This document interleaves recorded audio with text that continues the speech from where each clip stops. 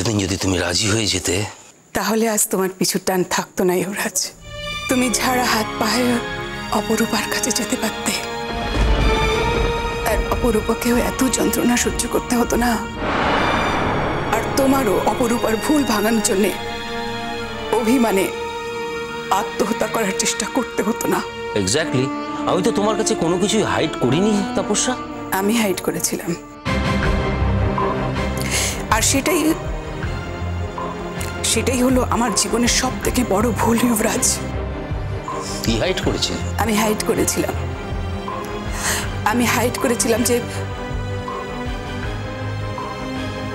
আমি তোমায় ভালোবাসি। হাইড করেছিলাম যে আমার জীবনটা তুমি ছাড়া শূন্য। হাইড করেছিলাম তুমি না থাকা আমার কাছে মৃত্যুর সমান। শোনো তাপস্যা, এই কথাগুলো বলে কোনোদিনই তো কোনো লাভ হয়নি। আর এই কথাগুলো তুমি না বললেও আমি যে বুঝতে পারিনি আগে, এটা তুমি ভাবলে কেমন করে? তোমাকে কি আমার এতটা ইনসেনসিটিভ মনে হয়? আমি ভেবেছিলাম জানের মধ্যে দিয়ে তোমাকে পাবো। আমি জানতাম তুমি কোনোদিন আমার হবে না, কোনোদিন আমায় তোমাকে ভালোবাসার অধিকার দেবে না। একদিন এমন দিন আসবে যে যেদিন তুমি আমার কাছ থেকে দূরে চলে যাবে। আমি জানতাম যুবরাজ, সবই আমার জানা ছিল, তবুও জানি না কেন সত্যিটা যখন আমার সামনে এলো আমি সহ্য করতে পারলাম না যুবরাজ। আমি জানি তুমি আমাকে কোনোদিনই ভালোবাসো না, কিন্তু আমি তোমাকে দেখার থেকে বঞ্চিত হব সেটা আমি নিজেও অ্যাকসেপ্ট করতে পারিনি এতদিন। আজ পেরেছো? পেরেছি। আজ তুমি আমায় যা বলবে, যা নির্দেশ দেবে, সেটা মেনে নিতে আমার কোনো অসুবিধা নেই। হঠাৎ এই উদারতার কারণ? অপরূপা। আমি জানি যুবরাজ, অপরূপা তোমাকে এত গভীরভাবে ভালোবাসে। সে তোমাকে কোনো কিছু থেকে বঞ্চিত থাকতে দেবে না। অপরূপা তোমাকে এতটাই ভালোবাসে, তোমাকে খুব ভালো রাখবে, কোনো কিছু অভাব রাখবে না। অপরূপা এলে তুমি কি ফিরে যাবে? তেমন তো ঠিক করে রেখেছি। আচ্ছা, তুমি যেমন বলবে। তুমি যদি চাও যে জান তোমার কাছে থাকুক, তাহলে তোমার কাছে থাকবে, আর যদি তা না চাও তাহলে আমি আমার সঙ্গে করে ওকে নিয়ে চলে যাব। না মানে জানকে ছেড়ে আমার পক্ষে থাকাটা একটু আস্তে আস্তে অভ্যেস হয়ে যাবে। মানুষ প্রয়োজনে সব অভ্যেস তৈরি করে নিতে পারে যুবরাজ। আর যদি আমি যেতে না দিই? কাকে? জানকে? আমি তো তোমায় বলেছি যুবরাজ, তোমাকে অদেহ আমার কিছুই নেই। তুমি যদি চাও যে জানকে আমি এখানে রেখে, আমি তাও করতে পারি। আমি দুজনের কথাই বলেছি। জান কি আর তার মাকে ছেড়ে থাকতে পারবে? শুধু সেই জন্য যুবরাজ? না, একটু আগে তুমি বললে না যে অভ্যেস সত্যি বড় খারাপ জিনিস। যেমনই এতদিন এক বাড়িতে তোমার সঙ্গে থাকাটা আমার অভ্যেস হয়ে দাঁড়িয়েছে, এই অভ্যেসটা কি আর এই বয়সে আমি পাল্টাতে পারবো তাপস্যা?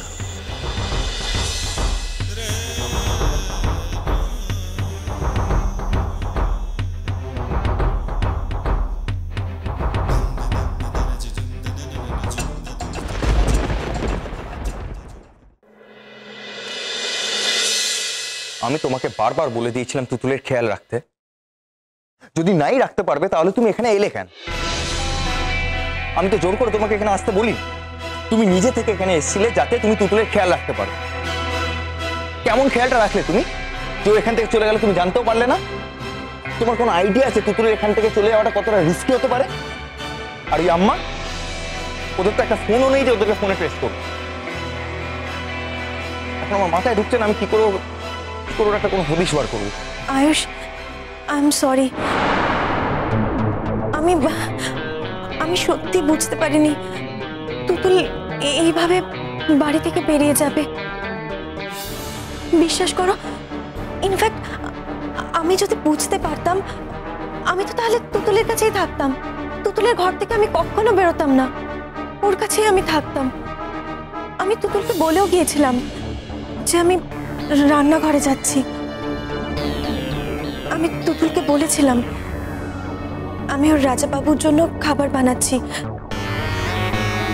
ওর রাজাবাবুর তো এখন আসার সময় হয়েছে, তাই। Please just cut the crap, okay? আমার জন্য এত কনসার্ন দেখাতে তোমাকে কে বলেছে? আমি কি বলেছি আমার জন্য তোমাকে খাবার রান্না করতে? ইনফ্যাক্ট আমি তো ভেবেছিলাম তুমি তুতুলকে দেখার জন্য এখানে এসেছো, কিন্তু প্র্যাকটিক্যালি দেখতে পাচ্ছি তুমি তুতুলের থেকে বেশি আমাকে দেখছো। কাল রাতে আমি যখন জেগেছিলাম তোমাকে জেগে থাকতে কে বলেছে? কিন্তু the problem is it looks really odd. খুব অড লাগে দেখতে। আয়ুষ, হ্যাঁ নিশ্চয়ই তাই। কালকে রাতে তোমার ওর কাছে থাকার কথা ছিল, কিন্তু তা না করে তুমি আমার কাছে বারান্দায় গল্প করতে চলে এলে কেন? কে বললো তোমাকে আমি তুতুলের কাছে যাইনি? বিশ্বাস করো, আমি তুতুলের কাছে গিয়েছিলাম। তুতুলই আমাকে বলল ও এখন ঘুমোতে চায়, তাই ওর যাতে ডিস্টার্ব না হয় আমি ওর ঘর থেকে বেরিয়ে আসি। ও বললো আর তুমি চলে এলে কেন? তুমি ওখানে থাকতে পারলে না? তুমি তো আর একটা পুরুষ মানুষ নও যে ওখানে থাকলে ওর কোনো অবজেকশন থাকবে বা কোনো প্রবলেম থাকবে। সারাটা রাত একা থাকে,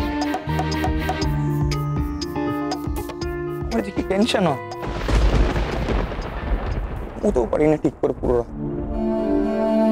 আর তুমি ওর নিজের দিদি, একই বাড়িতে থেকে ওর পাশে না এসে ওর সাথে না থেকে তুমি আমার সাথে গল্প করতে চলে এলে। Ayush, Ayush, I am sorry, I am very sorry. আমি সত্যি বুঝতে পারিনি এই সামান্য কারণে তোমার এতটা খারাপ লাগবে, তুমি এতটা রিঅ্যাক্ট করবে। সবটাই যদি নর্মাল হতো আমার জীবনে তাহলে আর আমি রিঅ্যাক্ট করতাম না। তুমি তুতুলের দিদি, তুমি আমার সাথে কথা বলতে চাইতেই পারো, তাদের তো দোষের কিছু নেই। কিন্তু আজ আমাদের জীবনগুলো কি আগের মতো আছে? মিতু, যা কিছু নর্মাল আমরা কি করতে পারি না? পারছি।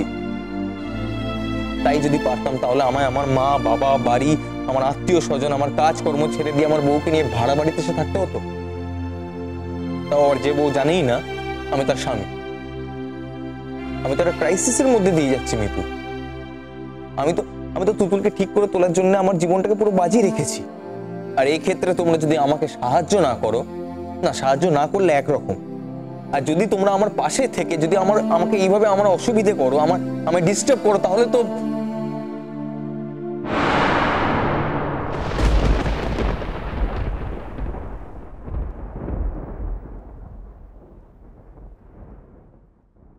সরি মিতুল, অ্যাকচুয়ালি আমি বড্ড হার্শলি কথাগুলো বলে ফেলেছি।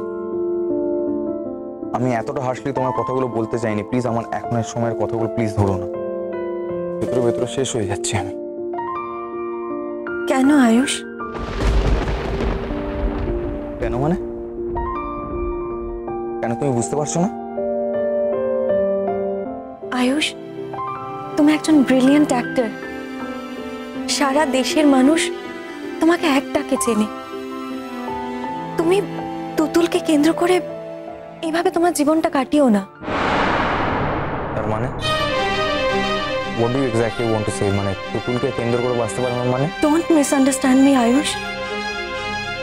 কথাটা তুমি একবার র্যাশনালি ভাবো। তুতুলের মেমরি লস হয়েছে, আর আমরা সত্যি জানি না যে কবে ও স্মৃতি ফিরে আসবে। আদৌ ফিরবে কিনা তাও জানি না। আর যদি সত্যি তুতুলের স্মৃতি কোনোদিনও ফিরে না আসে, তখন কি করবে তুমি আয়ুষ? না আমি এই কথাটা ভাবতেই চাই না। আমি খুব পজিটিভলি ভাবি যে তুতুলোর মেমোরি ফিরে পাবে, ও আমাকে চিনতে পারবে, আমরা আবার আগের মতো সুখে থাকবো। আমি এর বাইরে আর কিছু ভাবতেই চাই না মিতু, কিছু ভাবতে চাই। আয়ুষ, বিজ্ঞানকে তোমায় মানতেই হবে। এমনটা হতেই পারে তুতুলের মেমোরি আর কোনোদিনও ফিরে না এলো।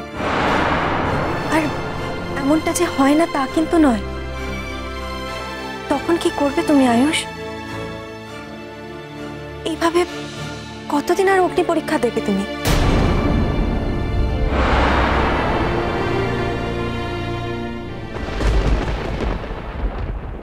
মিতুল, তুমি আমার বাড়িতে আসোনি, তুমি তোমার বোনের কাছে এসছো, তোমার বোনের সাথে থাকতে এসছো, অ্যাজ এ ডক্টর তোমার বোনের চিকিৎসা করতে এসছো। না আয়ুষ, চোখের তারা